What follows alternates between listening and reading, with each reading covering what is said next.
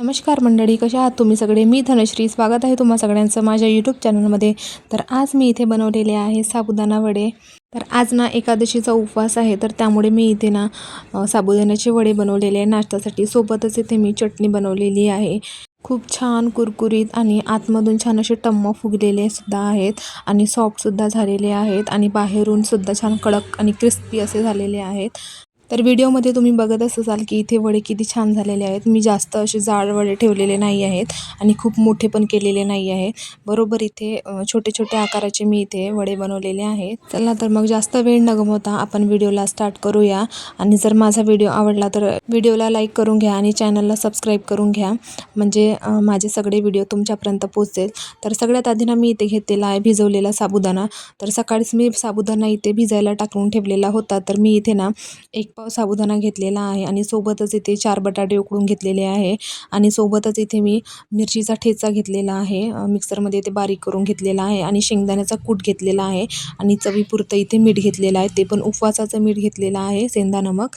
तर आता ना मी यामध्ये सगळा साबुदाणा एका परातमध्ये घेऊन टाकून दिला आणि मग त्यानंतर असे बटाटेसुद्धा मी यामध्ये टाकून छान असे फोडून घेत आहे. बटाटे ना मी कुकरमध्ये लावलेले होते, तर खूप छान असे सॉफ्ट शिजलेले होते.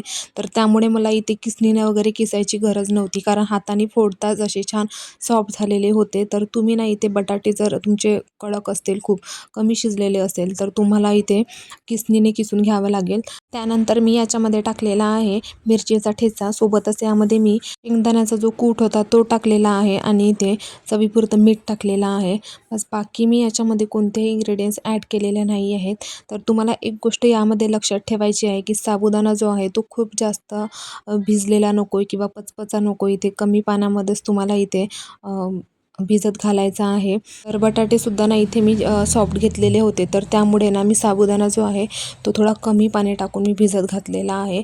आणि जर बटाटे आपले म्हणजे कमी शिजलेले असतील तर साबुदाणा मी इथे कमी पाणी टाकून भिजत घातलेला होता, तर त्यामुळे इथे ना यामध्ये ना मी थोडंसं तिखट टाकलेलं आहे, कारण मिरचीचा पेस्ट थोडा मला इथे कमीच वाटलेला होता, तर म्हणून. तर या प्रकारे मी इथे पाणी न टाकता छान असं भिजवून घेतलेलं आहे. तर तुम्ही बघू शकता इथे छान प्रकारे मळल्या गेलेला आहे. कुठेही छान असं आलूचे कण इथे दिसत नाही. आलू छान असे मिळले गेलेले आहे. तर आता ना मी कढईमध्ये तेल टाकून मी आधीच ना इथे तापायला ठेवून दिलेलं होतं, म्हणजे काय, त्यानंतर ना मी इथे तेलामध्ये वडे सोडून दिलेले आहेत. तर आता ना याला आपण शिजायला 5 मिनिट असंच ठेवून देऊया आणि नंतर ना आपण इथे चटणी बनवण्याची तयारी करूया. तर इथे ना मी सगळ्यात आधी इथे थोडासा कोथिंबीर घेतलेला आहे, धनियापत्ती, आणि सोबतच 2-3 इथे हिरव्या मिरच्या घेतल्या आणि वाटीभर इथे शेंगदाणे घेतलेले आहेत. सोबतच इथे चवीपुरतं मीठ घेतलेलं आहे उपवासाचं. तर आता ना या सगळ्याला आपण इथे मिक्सरमध्ये टाकून बारीक करून घेऊ. तर आता ना इथे चटणी माझी तयार झालेली आहे. तुम्ही बघू शकता इथे मी छान अशी एकदम बारीक अशी पेस्ट केलेली नाही आहे, ओबड-धोबड छान अशी पेस्ट ठेवलेली आहे. तर आता ना मी इथे तडका पॅन घेतलेला आहे. तडका पॅनमध्ये तेल टाकून मी आधीच तापायला ठेवलेलं होतं.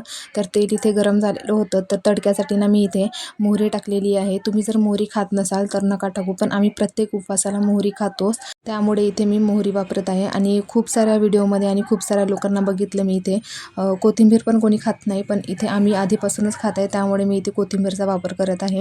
तर आता ना इथे जिरे आणि मोहरीचा तडका लावून दिलेला आहे. तर चटणी इथे ऑलमोस्ट आपली रेडी झालेली आहे. तर आता ना इथे मी वडेसुद्धा उलटपालट करून घेतले. तर इथे वडे ना शिजत आलेलेच होते. तर पुन्हा ना इथे आपण 4-5 मिनिट वडे शिजू देऊ आणि त्यानंतर आपण इथे काढून घेऊ. तर वडे इथे पूर्णपणे तयार झालेले आहेत आणि कलरही खूप छान व्यवस्थित आलेला आहे. आणि तुम्ही बघू शकताय खूप जाड असे वडे मी इथे केलेले नाही आहेत, थोडे पातळच ठेवले आहे. पण वडे ना इथे मी आलू जास्त टाकल्यामुळे फुगलेले आहेत. तर तुम्हाला जर कोणाला फुगलेले वडे खायचे असतील तर तुम्ही इथे आलूचं प्रमाण थोडं जास्त ठेवा. तर मी यामध्ये ना आलूचं प्रमाण जास्त ठेवलेलं आहे. तर त्यामुळे इथे वडे माझे छान असे आतमधून छान असे फुललेले आणि क्रिस्पीसुद्धा झालेले आहेत. इथे माझे वडे पूर्णपणे रेडी झालेले आहेत आणि आता मी इथे प्लेटसुद्धा लावून घेत आहे. तर प्लेटमध्ये टाकून मी इथे सर्व करून घेत आहे वडे आणि चटणीसोबत. इथे ना माझे पूर्णपणे रेडी तयार झालेले आहेत आणि इथे मी चटणीसोबत वडे सर्व करून घेतलेले आहेत. तर व्हिडिओ कसा वाटला ते कमेंट करून सांगा आणि व्हिडिओला लाईक करा. भेटूया पुढच्या